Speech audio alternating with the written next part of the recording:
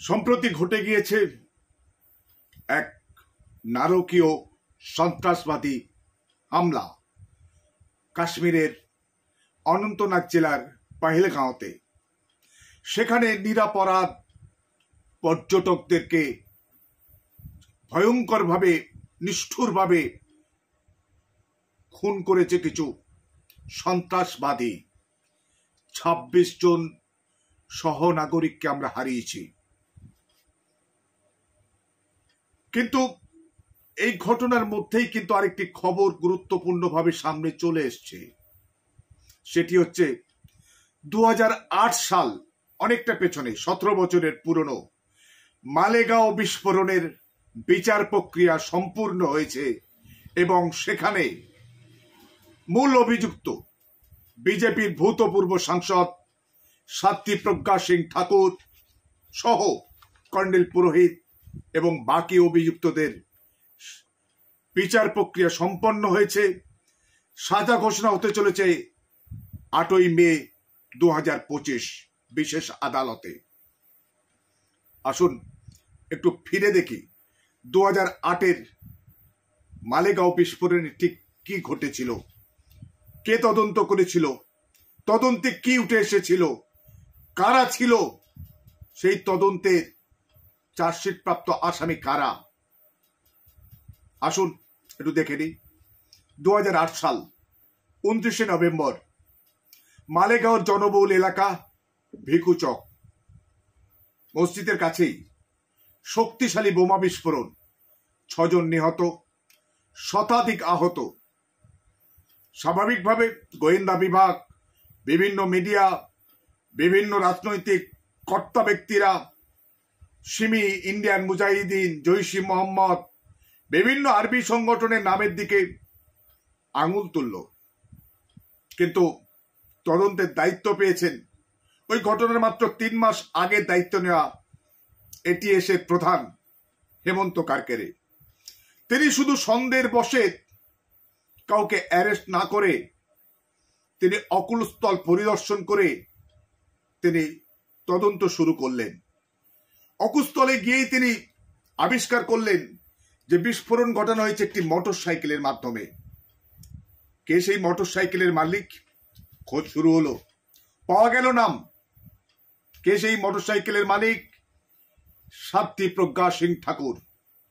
নরেন্দ্র মোদী যাকে ভোপাল থেকে ভারতবর্ষের সাংসদ করেছিলেন, লোকসভার এমপি করেছিলেন, সেই সাধ্বী প্রজ্ঞা সিং ঠাকুর, তার নামে ছিল সেই মোটরসাইকেল। সাধ্বী প্রজ্ঞা সিং ঠাকুর অ্যারেস্ট হলেন। তাকে জিজ্ঞাসা করার পরে পাওয়া গেল আরো দুটো নাম, শ্যামলাল সাউ, শিবনারায়ণ কুলসিংহার নাম। তারপর এই ৩ জনকে একই সঙ্গে কঠোর জেরা জিজ্ঞাসাবাদের পরে উঠে আসে লেফটেন্যান্ট কর্নেল প্রসাদ পুরোহিত, অবসরপ্রাপ্ত। উঠে আসে নাম মেজর রমেশ উপাধ্যায়, জম্মুতে অবস্থিত সারদা পীঠের মহন্ত দয়ানন্দ ও সমীর কুলকার্নির মতো গুরুত্বপূর্ণ ব্যক্তিদের নাম। পুলিশ হেমন্ত কারকেরের নেতৃত্বে 11 জনকে অ্যারেস্ট করে এবং এই অ্যারেস্টের মধ্য দিয়েই চাঞ্চল্যকরভাবে কর্নেল পুরোহিত এবং দয়ানন্দ পাণ্ডের কাছ থেকে 3টি ল্যাপটপ উদ্ধার হয়। সেই ল্যাপটপে বিষাক্ত সব তথ্য, ভয়ঙ্করভাবে যে ব্রাহ্মণ্য আর্যাবর্ত ব্রাহ্মণ্যবাদী দেশ তৈরির নীল নকশা, তাতে অভিনব ভারত নামে সংগঠন এবং দেশ জুড়ে তাদের বিভিন্ন মিটিং, অডিও ভিডিও রেকর্ড সেখানে বিদ্যমান। তারপর সেই তদন্ত দ্রুত এগিয়ে নিয়ে গেলেন হেমন্ত কারকেরে। সমস্ত সাক্ষী সাবুত তথ্য প্রমাণ তিনি সংগ্রহ করলেন তাদের বিরুদ্ধে। তিনি চার্জশিট দেবেন এরকম একটা সময় ২০০৮ সালের ২৪শে আগস্টের পূর্বেই তার জীবদ্দশাতেই তিনি সম্পূর্ণ চার্জশিট সম্পূর্ণ করলেন। কিন্তু আদালতে পেশ করার আগেই আমরা সেই তদন্তকারী অফিসার অ্যান্টি টেররিস্ট স্কোয়াড বোম্বের হেমন্ত কারকেরকে হারিয়েছি। ভারতবর্ষ হারিয়েছে তাদের এক মহান বীরকে। কিভাবে সেটা আমরা জেনেছি, কিন্তু তার পেছনে অন্য কিছু আছে কিনা সে নিয়েও কিন্তু বিতর্ক রয়েছে। 2009 সালের জানুয়ারি মাসে চার্জশিট দাখিল হয় আদালতে মোট 14 জনের বিরুদ্ধে।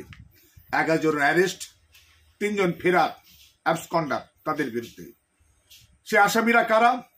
1 নম্বর নাম সাধ্বী প্রজ্ঞা সিং ঠাকুর, শ্যামলাল সাউ, শিবনারায়ণ কুলসিংরা, লেফটেন্যান্ট কর্নেল পুরোহিত, অবসরপ্রাপ্ত মেজর রমেশ উপাধ্যায়, মহন্ত বিদ্যানন্দ পান্ডে ওরফে সুধাকর দ্বিবেদী, 7 নম্বর সমীর কুলকার্নি, অজয় রাহিরকর, রাকেশ ধাউড়ে, জগদীশ মাহাত্রে, সুধাকর চতুর্বেদী, রামজি কুলসিংরা, সন্দীপ ডাঙ্গে, প্রবীণ মাতালেক, শেষ 3 জন তারা পলাতক। এই কেসে আরেকটি গুরুত্বপূর্ণ তথ্য,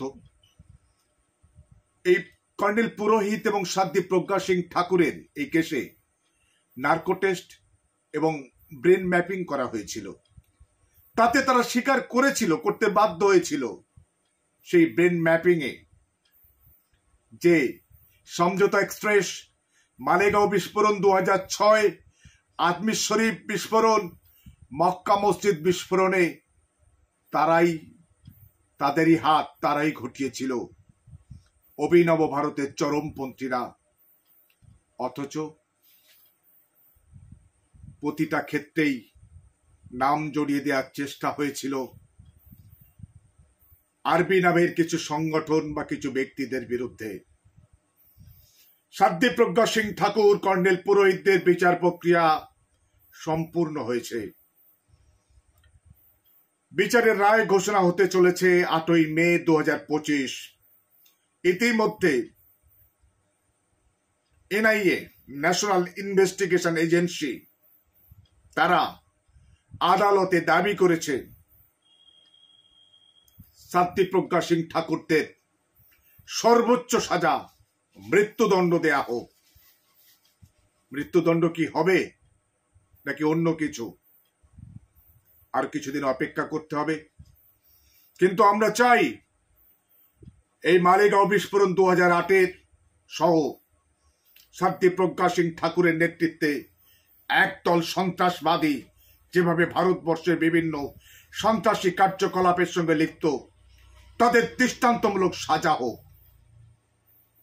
তাহলেই কিন্তু ভারত বাঁচবে, ভারতের আপামর মানুষ বাঁচবে, ভারত সত্যি সত্যি তখন এগোতে পারবে। এই সমস্ত গাদ্দার, তারা মুখে ভারত মাতার কথা বলে, বন্দে মাতরম বলে, অথচ তারা বিস্ফোরণ ঘটিয়ে দেশের সম্পদ ধ্বংস করছে, দেশের মানুষকে খুন করছে।